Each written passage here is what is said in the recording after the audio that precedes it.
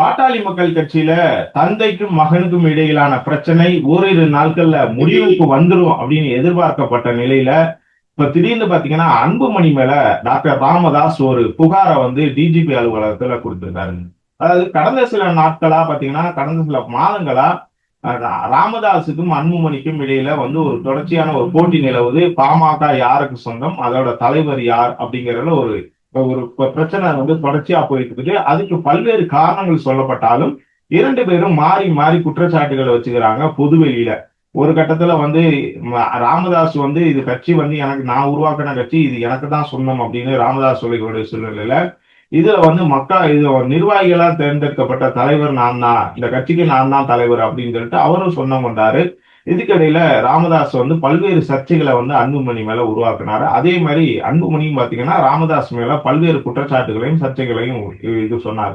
இப்படிப்பட்ட ஒரு சூழ்நிலையில கடந்த சில நாட்களுக்கு முன்பு முன்னாள் மத்திய அமைச்சர் கே மூர்த்தி திருமண விழாவில் பாத்தீங்கன்னா இரண்டு பேரும் வந்து பாத்தீங்கன்னா சந்தித்து கொள்வதற்கான வாய்ப்புகள் உருவானிச்சு. ஆனா ரெண்டு பேருமே தவிர்த்தாங்க. ஆனாலும் ராமதாஸுக்கு ஆதரவான நிர்வாகிகள் அன்புமணியை போயிட்டு சந்திச்சு பேசுனதும், அன்புமணி ஆதரவான நிர்வாகிகள் ராமதாஸை சந்திச்சு பேசுனதும் இந்த பிரச்சனைக்கு வந்து விரைவில் முற்றுப்புள்ளி கிடைக்கும் அப்படிங்கிற மாதிரி எதிர்பார்க்கப்பட்டுச்சு. அதைத் தொடர்ந்து அன்புமணி நடத்திய ஒரு கூட்டத்துக்கு ராமதாஸும் வாழ்த்து சொன்னதுனால சரி இரண்டு பேரும் விரைவில் வந்து சமரசம் பண்ணிக்கிட்டு மீண்டும் கட்சியை வந்து சரியா வழி நடத்துவாங்க, அதனால வரக்கூடிய சட்டமன்ற தேர்தலில் ஒரு சரியான கூட்டணியிலிருந்து வெற்றி பெறுவாங்க அப்படிங்கிற மாதிரி பாமக நிர்வாகிகள் வந்து எதிர்பார்த்தாங்க. ஆனா அந்த எதிர்பார்ப்பு மீண்டும் பொய்யாக்குற வகையில ராமதாஸ் கொடுத்திருக்க ஒரு புகார் மனு தான் இன்னைக்கு வந்து பேசு பொருளா இருக்குது. அதாவது அன்புமணி பாத்தீங்கன்னா இன்னும் ஒரு நாளை வந்து ராமதாஸ் பிறந்த நாளை முன்னிட்டு தமிழ்நாடு முழுவதும் தமிழக மக்கள் உரிமை மீட்பு பயணம் அப்படிங்கிறத தொடங்குறாரு. இந்த பயணம் பாத்தீங்கன்னா வந்து 100 நாட்கள் நடைபெற இருக்குது.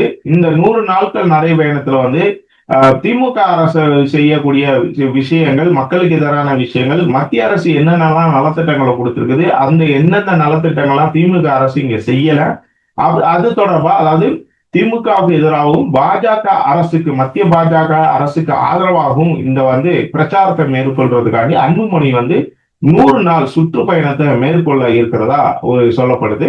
இந்த சுற்றுப்பயணத்தை நாளை தொடங்குற நிலையில ராமதாஸ் அவர் மீது ஒரு புகாரை கொடுத்திருக்காரு. அதாவது பாட்டாளி மக்கள் கட்சி எனக்கு தான் சொந்தம், இந்த கட்சியும் சரி நிர்வாகியும் சரி என்னோட கட்டுப்பாட்டுல தான் இருக்கிறாங்க. சோ இந்த பாட்டாளி மக்கள் கட்சியோட கொடியையோ கொடிகள் பயன்படுத்துறத அன்புமணி பயன்படுத்துறத தடுக்கணும். அதே மாதிரி பாட்டாளி மக்கள் கட்சியோட நிர்வாகிகளை அன்புமணி சந்திக்க கூடாது, இதையெல்லாம் தடுத்து நிறுத்தணும். அதுக்கு ஒட்டுமொத்தமா அன்புமணி மேற்கொள்ளக்கூடிய அந்த தமிழக மக்கள் உரிமை மீட்பு பயணத்தை வந்து தடை விதிக்கணும் அப்படின்னு சொல்லிட்டு டிஜிபி அலுவலகத்துல ராமதாஸ் வந்து புகார் கொடுத்திருக்காரு. இது வந்து பாத்தீங்கன்னா அன்புமணி தரப்புக்கு பெரும் அதிர்ச்சியை கொடுத்திருக்குன்னு தான் சொல்லணும். ஏன்னா இவ்வளவு நாளைக்கு வந்து இந்த அளவுக்கு வந்து ரொம்ப வந்து டீப்பா வந்து ராமதாஸ் வந்து எந்த விஷயத்தையுமே சொல்லல. அவர் வந்து கட்சி இதுல இருந்து நீக்கிறது செயல் தலைவர்ல இருந்து அவர் வந்து இப்ப வெளியேறிட்டாரு, நான் தான் தலைவர் இப்படின்னு தான் சொல்லிட்டு இருந்தாரு ஒழிய இப்ப வந்து கட்சியோட கொடியை கூட பயன்படுத்தக்கூடாது, அன்புமணி பயன்படுத்தக்கூடாது, அது மட்டும் இல்லாம நிர்வாகிகளை சந்திக்க கூடாது அப்படிங்கிற மாதிரி ஒரு பெரிய ஒரு கட்டுப்பாடை வந்து விதிச்சிருக்காரு. இது அன்புமணி தரப்புக்கு உண்மையே பெரிய அதிர்ச்சியை ஏற்படுத்தியிருக்குது. கடந்த சில நாட்களுக்கு முன்னாடி வந்து இரண்டு பேரும் சமரசம் செய்து கொள்வதற்கான வாய்ப்புகள் உருவானதை அந்த மாதிரி ஒரு சுச்சுவேஷன் கிரியேட் ஆன நேரத்துல இரண்டு பேருமே சந்திக்கவும் இல்லை, பேசவும் இல்லை. ஆனாலும் விரைவில் வந்து பாத்தீங்கன்னா சட்டமன்ற தேர்தலுக்கு முன்னாடி ரெண்டு பேரும் சந்திச்சு இந்த பிரச்சனைகளுக்கு முடிவு கட்டுவாங்க.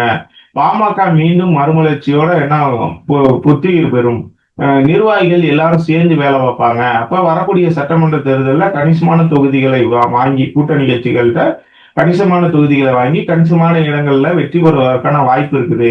இரண்டு பேரும் தனித்து நின்றாங்க அப்படின்னா இந்த பாமக வந்து ஒரு தொகுதிகள்ல கூட வெற்றி பெறாது அப்படிங்கிற மாதிரி சில கருத்துக்கள்லாம் பேசப்பட்டு அதனால இரண்டு பேரும் விரைவில் வந்து சேருவாங்க அப்படின்னு எதிர்பார்க்கப்பட்ட நிலையில ராமதாஸ் வந்து அன்புமணி மீது கொடுக்கப்பட்டிருக்க புகார் பாத்தீங்கன்னா இன்னைக்கு பெரிய அதிர்ச்சியை ஏற்படுத்தியிருக்கு பாமக தொண்டர்களுக்கும் நிர்வாகிகளுக்கும். இந்த பிரச்சனை வந்து இன்னும் நீடிக்குமா இல்ல வந்து இன்னும் கொஞ்ச நாள்ல சரியாயிருமா அப்படின்னு சொல்லவே முடியாத அளவுக்கு இரண்டு பேரும் முன்னுக்கு பின் முரணா தான் நடந்துகிட்டு இருக்காங்க அப்படின்னு சொல்ல முடியுது. சோ இந்த விவகாரத்துல பாமக எந்த நிலைமைக்கு போகும், இதை பத்தி நீங்க என்ன நினைக்கிறீங்க? கமெண்ட்ல சொல்லுங்க.